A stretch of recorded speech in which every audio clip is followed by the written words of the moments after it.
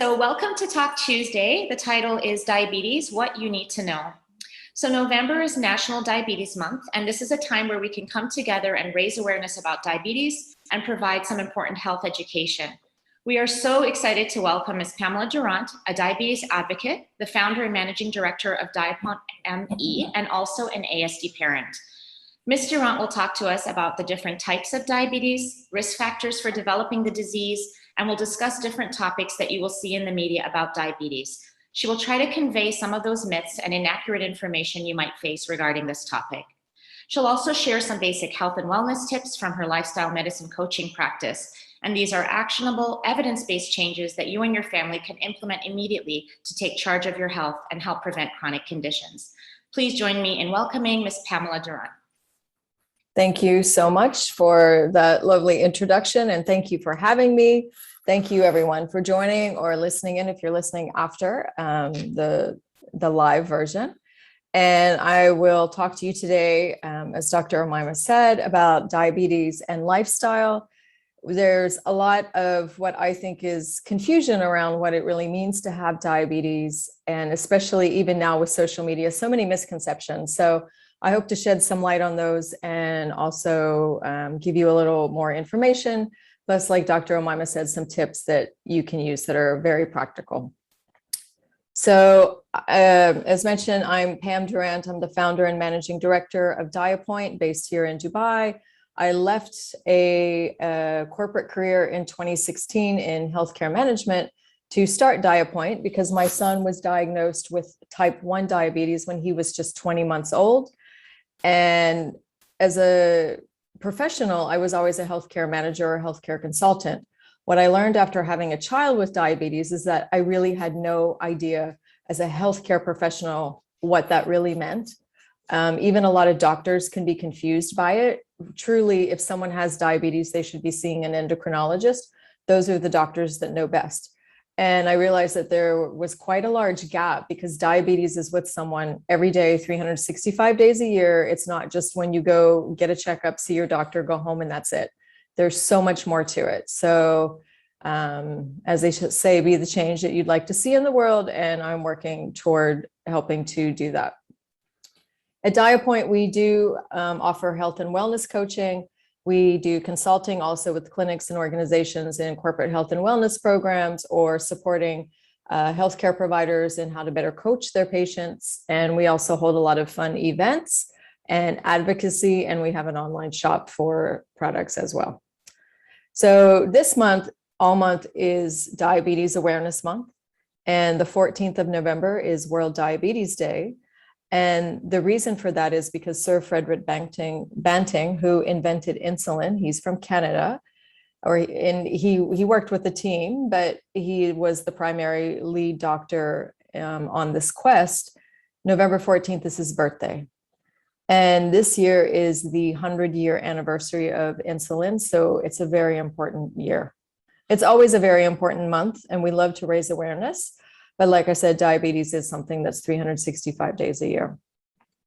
I'm not going to get too much into statistics because I know that we all hear and know that there's a lot of people with diabetes in the world. And statistically, some statistics show that even in the UAE, approximately 40%, more than 40% of the population, adult population, has type 2 diabetes. That's like 1 in 5 people, which is quite a lot. On average, the diabetes rate in the GCC is around 20% per country. However, having said that, the reason for this is not what you think. People always come up to me and say, oh, I bet you have a lot of work because there's a lot of people with diabetes here.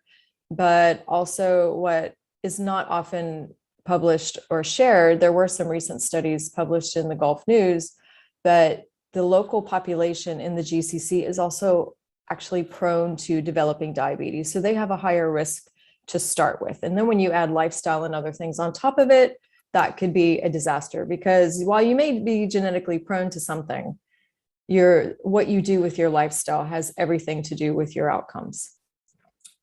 So I'd like to ask everyone, what image comes to your mind when you visualize diabetes or a person with diabetes? And get that picture in your head.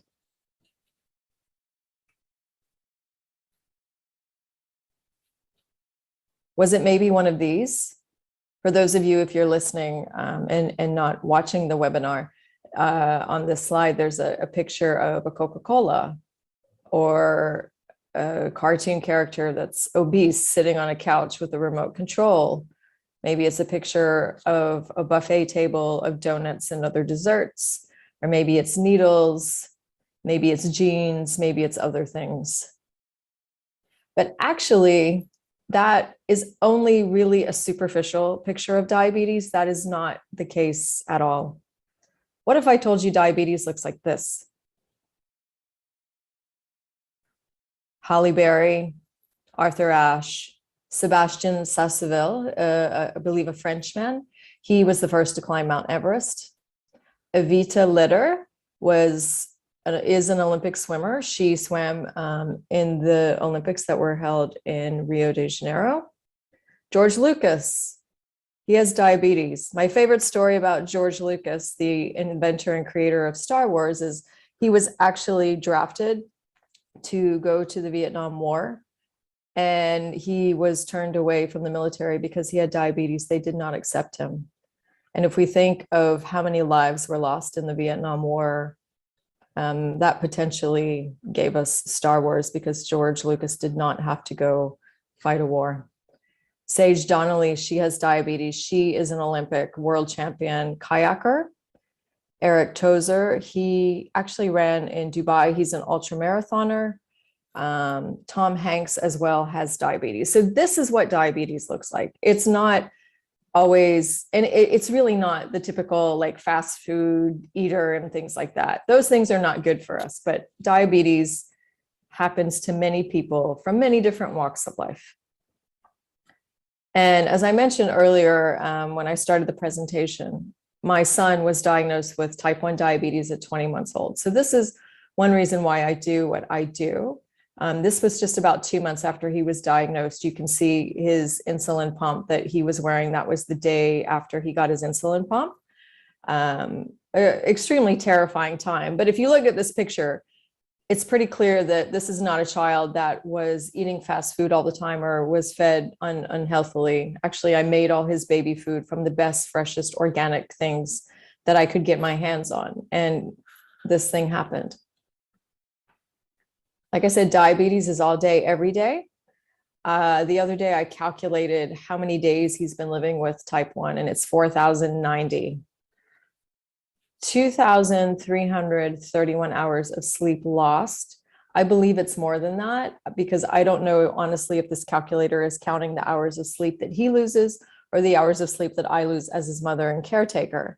And sleep is lost because blood sugars are not always perfect. Sometimes children have to get up in the middle of the night, take injections, check blood sugars, a whole host of different things. He's had over 20,000 finger pricks, and he uses an insulin pump. So he's had at least 1,300 insulin pump site changes, which is a very large needle that he'll take every 3 days. A person that's using pens to inject has probably had more needles injected into them, and not just for children, adults as well. So what exactly is diabetes? Insulin is a hormone in the body. In people with diabetes, there's not enough of it. And the reason there's not enough, it can be for many reasons. Insulin is what turns what we eat into energy, and that then feeds our cells so that we can move, we can run, we can do anything, and also feeds everything in our body. So if you have diabetes, if you don't have enough insulin, or if your body's not making any insulin, instead of being turned into energy, that sugar will stay in your body in the bloodstream. It has nowhere to go, because insulin is what opens the cells in all your organs and everywhere else to feed them. The three main types of diabetes that you probably heard about are type 1. This is the type that my son has. And people used to call type 1 juvenile diabetes. They used to think it only happened to children, but actually it happens to adults as well. We don't know if this is a new trend, or maybe this is just happening because type 1 in adults has been wrongly diagnosed for many, many years. They often see an adult and they think, oh, you're type 2. It doesn't make sense because they see an otherwise relatively healthy individual, but type 1 can happen in adults as well. And there, the immune system attacks the pancreas. It destroys the cells that make insulin. And nobody knows really why it happens. And there's no cure for it. I want to be really clear. There is no cure for diabetes. If you have type 2, your body makes some insulin. You have what's called insulin resistance, but it's not enough to convert your food into energy. The cells don't use it as well as they should, or for whatever reason. And in no two people, diabetes will behave in the same way. So what might be causing it in one person may not exactly be the same for another person. It may be controlled with diet and exercise, but not always. I can tell you that seeing my son's blood sugar for a type 1 child, which is very volatile because you really don't have a lot of control over it. And there's more than 50 or 60 things that affect our blood sugars, which I'm going to talk about in a couple of minutes. But if you eat well and you move, you can manage your type 2, you can manage your type 1, and you can also manage your gestational diabetes, which if there's women listening, you know that this can happen during pregnancy due to the buildup of sugar in the blood, for the same reason that the body cannot turn that sugar into energy. Again, why this happens exactly is not really clear. It needs to be treated because it can also have adverse effects on the baby and the mom as well. And so that's why after a few months of pregnancy, we all take the glucose tolerance test and we go drink that really gross, very extremely sweet drink. And then they make us wait. And then they check our blood sugar after to see how our body reacts to it. So I want to talk about a few myths around diabetes, and I've kind of highlighted some of those already. People with diabetes cannot eat sugar. That is not true. Now, you do have to be careful. You should be careful. We should all be careful. I always have a saying like diabetes or not, nobody needs to eat unhealthy foods every day. Everything in moderation.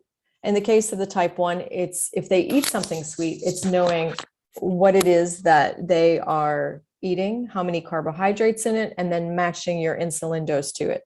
It may be the same for someone with type 2, or if someone's managing type 2 diabetes, then let's say they're at a birthday party, and if they, want to have a piece of birthday cake, maybe they do that in moderation, maybe they have less, or maybe they know that they need to exercise more, or whatever it is that their doctor has prescribed to them. So I don't believe, as a health and wellness coach, I don't believe in forbidding foods because they are out there. There are celebrations. Not all celebrations have to be done with a bunch of sugary foods, but from time to time, we all might want to taste something sweet. And if we're not all baking very low carb things, then that can be difficult at times. So we have to learn how to manage to live with sugar, but just not too much of it. People with diabetes brought this upon themselves. That is a very common idea, I'm sorry to say, especially in the case of adults, especially in the case if someone is not living their healthiest life, especially if someone is overweight. Not that I believe, but I have heard people say things that imply that they brought this upon themselves and they deserve it. And if you follow me in social media, or if you get our newsletters, you'll see that I wrote a very long response to a franchise gym owner recently who shamed a woman for something that she put in her Instagram about being overweight and having diabetes. And it's quite disturbing, the things that people say and think about people with diabetes. Obesity causes diabetes, not all the time. They're not mutually exclusive. Someone may be obese and not have diabetes, or someone may have diabetes and not be obese. I have a friend, he's a marathon runner, and he has diabetes because his body is insulin resistant and he is not obese. His father had the same condition and he has it. And for some reason, genetically, his body does not produce enough insulin. Diets or special foods will cure diabetes. Now, this is not true. And the reason there's a lot of people out there who say, but yes, I reversed my diabetes through juicing or eating well. And I don't want to say that that's cured your diabetes. Eating well is something that we all should be doing. Eating well, if you take care of your body, it will take care of you. So what you did, if you were had insulin resistance before, and you started eating well, you brought the balance back into your body. There is no cure for diabetes. Some foods, like here I have a picture of cinnamon, can help. A lot of people will see, certain things that they eat that they've read that might help a little bit with blood sugars. It's quite unexplainable. But what happens with one person may not happen in another person. So no two people with diabetes are ever alike. And just because you had a good positive experience with cinnamon or some other supplement, something that you tried, by no means does that mean you should stop taking insulin or stop following your doctor's order. No matter what you see, read, or hear out there, you should always ask your doctor about it, particularly if it's something that's promising a cure. People with diabetes face discrimination. As I mentioned, this happens a lot. It happens in the workplace. It happens in social events. It happens to children. It happens to adults. I'm really fortunate that, my son's always been included, but in other countries and other places in the world, that if a child has diabetes, they'll be excluded. There are some schools that will not take children because they have diabetes. There are some people that did not get hired for jobs because they have diabetes or they disclosed it. It's a big question with the diabetes community. People have asked, should I disclose in my job interview that I have diabetes? I say absolutely not, because you don't know the pre-existing notion that the person on the other side of the table interviewing you may or may not have. It can be a real challenge. So diabetes is just as much physical as it is social, if not more psychosocial. Thin people do not get diabetes. That is not true.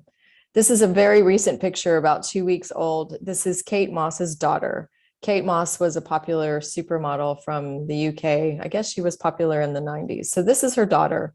And she is proudly walking down the runway with an Omnipod. That thing on her leg is an insulin pump. It's giving her insulin. I had no idea till I saw this picture. This woman has type 1 diabetes. She's thin. She's healthy. I mean, of course, she's got this natural genetic thin build to help her pursue her career of supermodeling.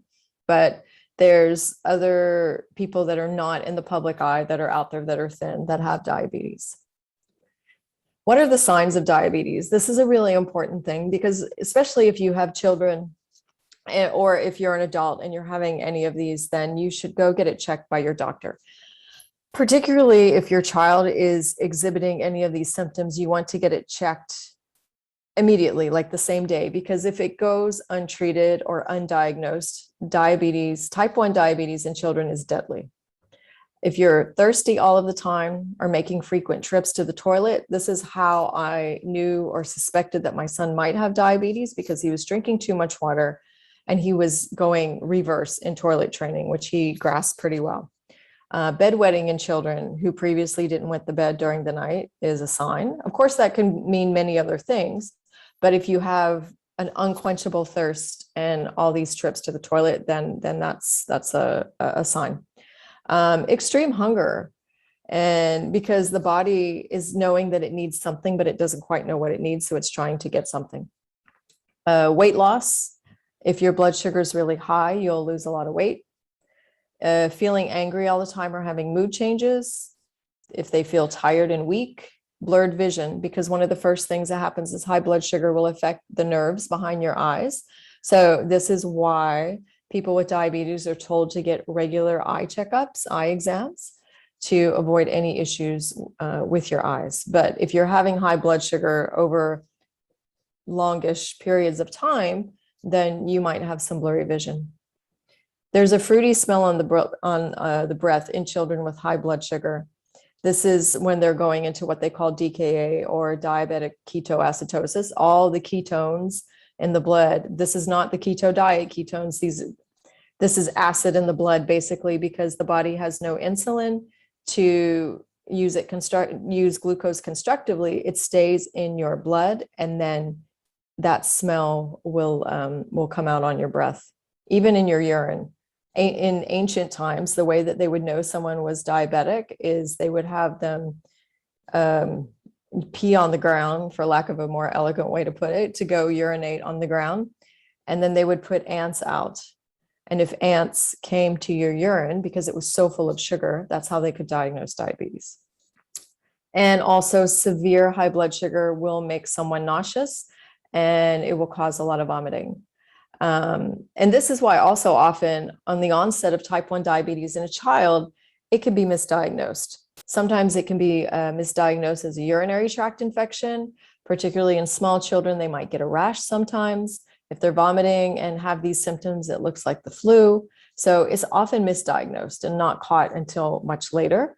So that's why I say, if you're seeing these signs and you're not really sure what it might be, it's very simple.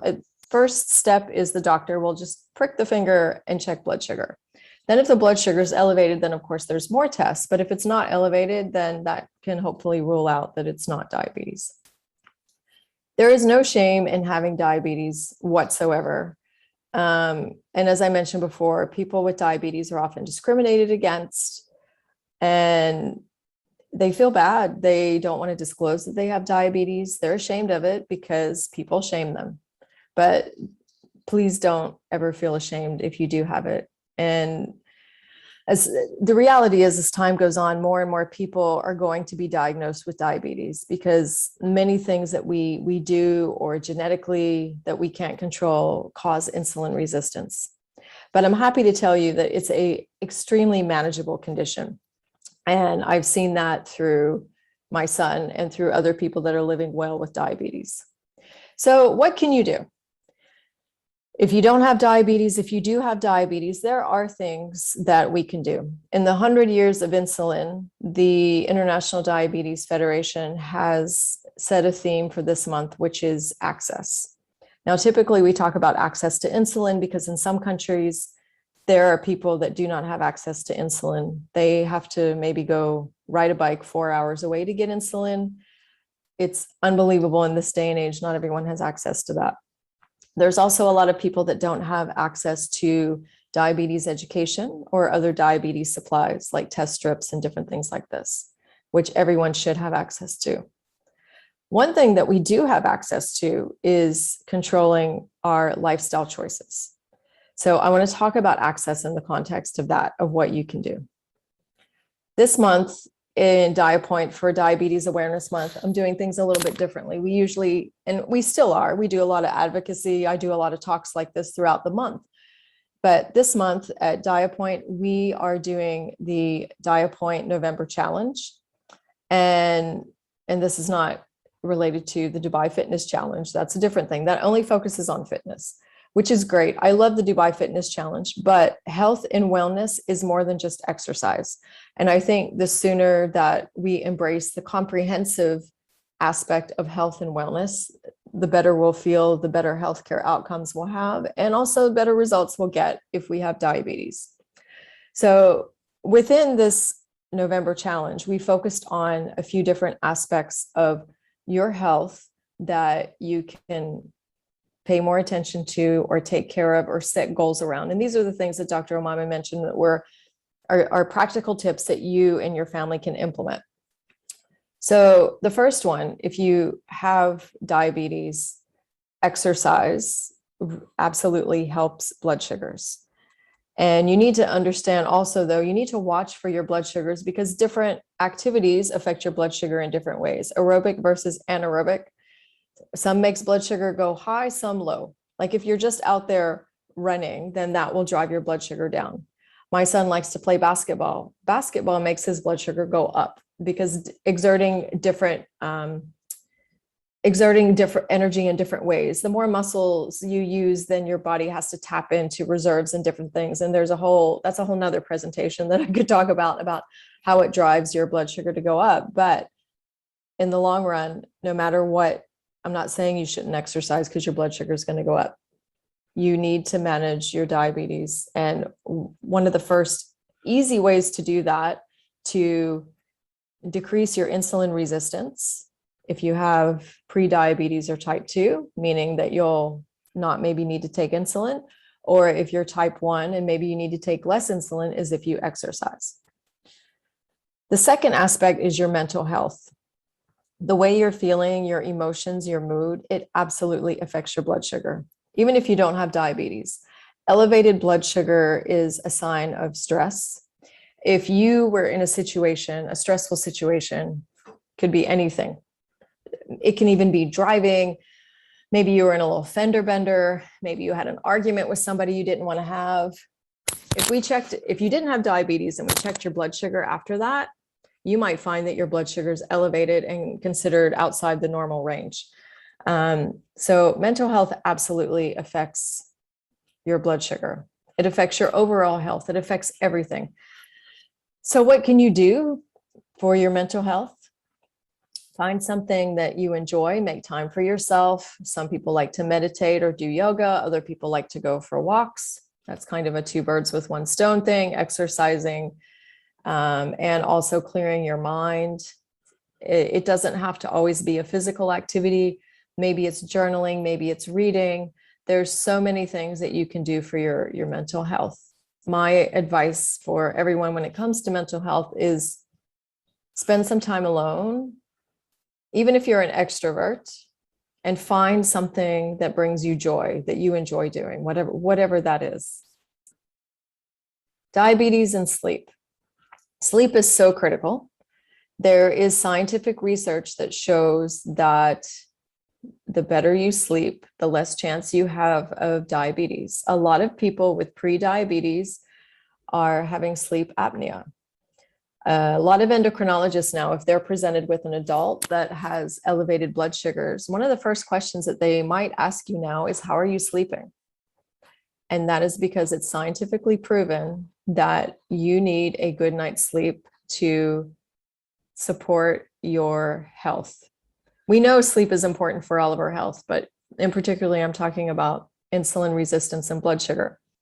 And if it's not affecting it now, you do have a higher chance of having type 2 diabetes if you're not sleeping well.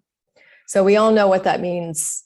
And I'm partaking in my own fitness, health and wellness challenge. And this is one of the goals I'm setting for myself. No devices before bed. I'm going to try to read before bed. Try to go to bed earlier if I can. I have that, what do they call that? Like the revenge on the day where you want to stay up because you don't feel you had enough time in the day. I completely have that. So I'm going to try to put myself to bed whenever I can when I'm tired. Sleep is so critical. Diabetes and nutrition. Again, I could make a whole presentation about this. We know nutrition is important, but it's critical, not just to either get better blood sugar outcomes or to avoid having diabetes, but we need to eat well because it feeds our brains, especially for our children as they're learning. The better they eat, the better they're able to pay attention in class. They're happier. A lot of these foods that they eat with simple sugars and things like this are the side effect. It's very short-lived and it makes them very unhappy after. It creates mood swings. We all need to eat. I always say eat the rainbow. We need to eat very colorfully because the more variety of colors that we eat indicates that we're eating more vitamins. You can, of course, take vitamins, but not everyone is able to absorb vitamins in the same way. I actually had a client, we did a test, and she, for example, was not able to absorb iron through vitamins. It said this in her genetic testing and her DNA testing. So she needs to make sure that she eats well. And the best way to get vitamins, if we can, is through eating them. Vitamins should be something that we're taking to supplement what we're not able to absorb through food or what we're not able to get through food.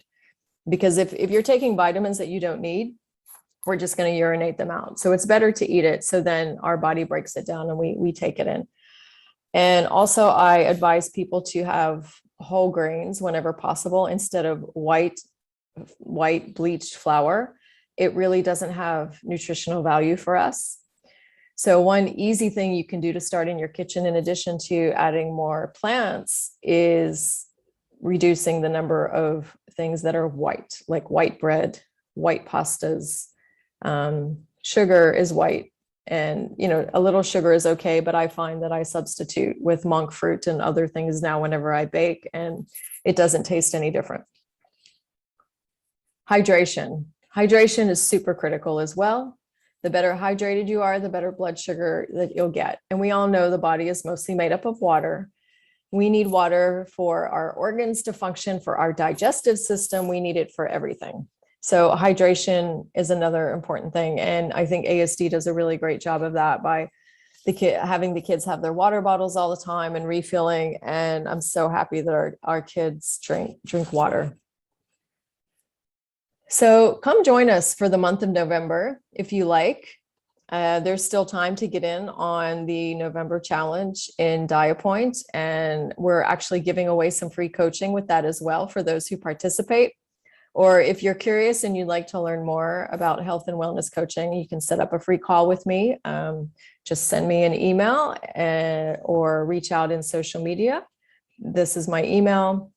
You can follow us in social media also for more tips, more advocacy, anything about health, wellness, nutrition, and diabetes. We share a lot of useful information and tips. So thank you so much for joining. If you have any questions, please let me know either now or feel free to email me anytime. Have a great day.